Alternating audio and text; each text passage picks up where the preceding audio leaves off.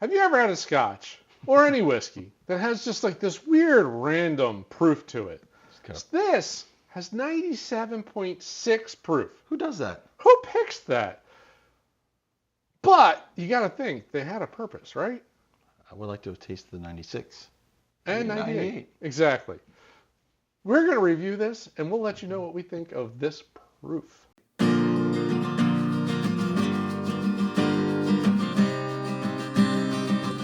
Welcome back to another episode of Exploring Whiskey. We're jumping back across the pond over to Scotland. Yeah, man. So this is the Glenrothes Whiskey Maker's Cut. We've done Glenrothes, I think 12, I think is the one that we had previously reviewed. It's a unique shaped bottle.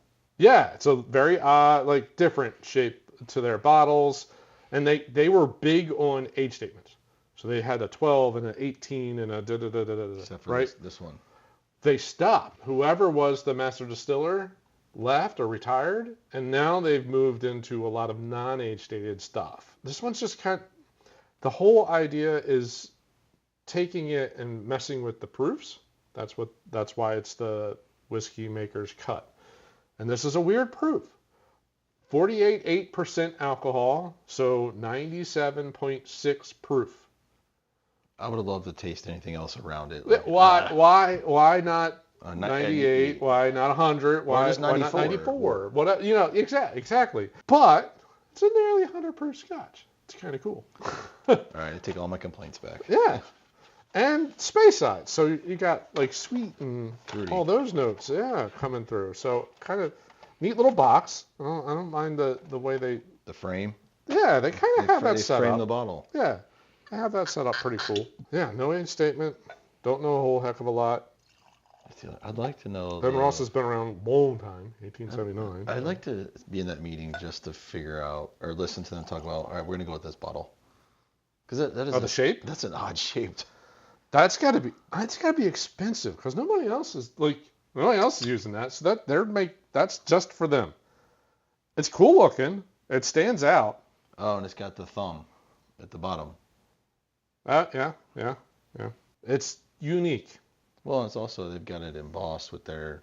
Yep. Yeah, so they're spending some money. Yeah, not cheap glass. They just passed that expense on to you. Yes, they did. Yeah. It's so regular Glenrothes, the 12 is not like crazy expensive. I would say it's like $50 for the 12, which is solid for a 12. This was 80. Buttery. Oh man, creamy, so creamy. Caramel. Butter. Very sweet, yeah. Like the brown brother. Yeah. Slightly like the cinnamon butter. Yeah. That's nice. A little fruity, a lot of sweetness. It's got a little spice to it, though. I don't know. Overall, my mouth is watering from just smelling it. That's usually a pretty good sign. Yeah. I got a little bit of the proof that kind of went up my nose. That is crushable. That is what? So, honey, fruit. Just, drizzled honey on top of fruit. I get a little apple, more so the skin, of a red apple. Okay. Not a. A little bit of a waxiness. Yeah, but a red apple for sure. Okay. It's not a lot of tart.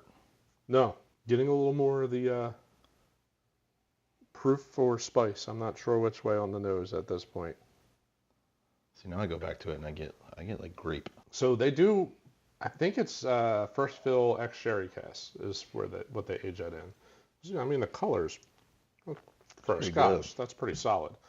For a non-age stated Scotch, that's pretty dark. So it's picking up some of the sherry, so I could see a grape note. Yep. Absolutely. Overall, I like the nose. I like the proof. Mm-hmm. I like the palate. I don't have a lot of bad things to say here. This is pretty solid whiskey. Boy, if it was $70. Yeah, $60-$70. That's our only complaint is the price. This would be a buyer all day long, but it's a little bit pricey. It's a treat. But yeah, it's not bad. It's worth it. It definitely is. It's worth $80 to $90. There's no question. It's totally worth that. It's just not that's the problem. What I think you said earlier. It's a little crushable. That's a bad thing to be rolling through $80 bottles. Let's see what kind of sweetness this opens up. I think it gets spicier. I'm thinking that the fruit comes out more. That's more fruit to me. And honey. A lot of honey. Wow, yeah. And proof. I don't like the fruit note kind of disappeared for me. It's just straight honey, and the proof is amplified a little bit. Yeah.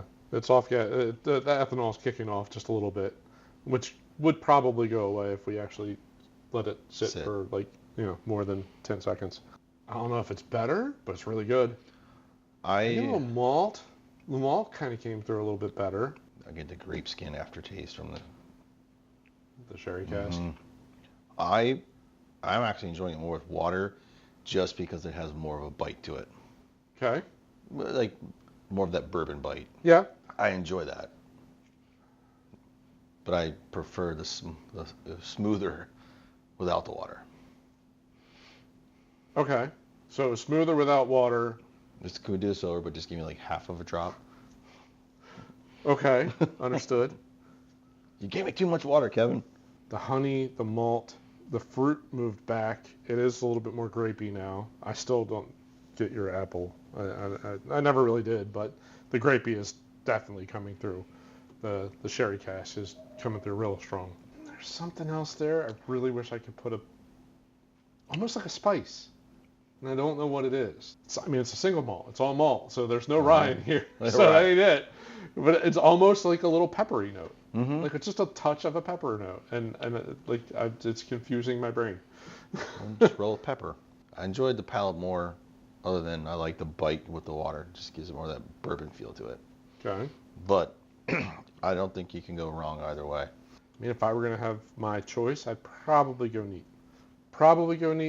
It's not bad with the water. I liked a little bit more. It's less crushable with the water. Less crushable with the water. I would agree with that. It's there was a little bit more complexity. Neat. Like there was a couple different notes popping out, and this is a little bit more. You get honey. It's like flatter. Yeah. It doesn't kind of take you down that roller coaster. It's just, I think it's just like a little flatter. Really good. I've never seen anyone serve. No. I've seen wine. Agreed. Served that way, but I've never seen someone serve a whiskey. It's an odd bottle shape. It stands out. It does. Well, that makes it stand out alone. Absolutely. Again, you're framing it in. All right. Really? So they said creamy vanilla, Vanilla. orange peel, and here's your spice, nutmeg. Man, yeah. Okay. I can go down that path. Nutmeg makes sense. Yeah. I'm not getting a creamy vanilla. Creamy, box. I agreed with. It was creamy. Neat.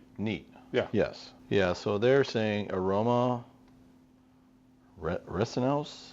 What? I don't know that word. Resinose. Got nothing. A candied peel and fresh oak notes. The taste is rich, spicy, creamy vanilla, and orange peel. The finish is long, fruity, orange peel notes with a hint of nutmeg. See, you kept going apple peel. They're going orange peel. I don't get that strong of a citrus note. I don't either. And nowhere in there do they say honey. And that's like one of the primary notes. Well, overall, not a whole lot of complaints on my end. It's just you got to figure out neat or with a splash of water. Yeah. And for me, I think it's a happy medium, somewhere in there. A little bit bigger pour with about the same amount of water. Yep. Yep. But no, without the water, it's definitely crushable. Yeah, she's good. Mm-hmm. It's nice and sweet. Yep. All right. Well, we hope y'all out there enjoyed our review of the Glenrothes Whiskey Maker's Cut. It was pretty tasty. Yeah. They did a good cut. Yep. If you did, as always, we'd love the support of the channel, and we would encourage you to hit that like button at the bottom of the screen. Hey, right up here, we'll put the review that we did. I think it was the Glenrothes 12 was that one that we did. Put that link right there. And you can kind of see that one. It was lemon shortbread for days, like just lemon shortbread. It was so strong in that. So anyway, you'll see. Yep.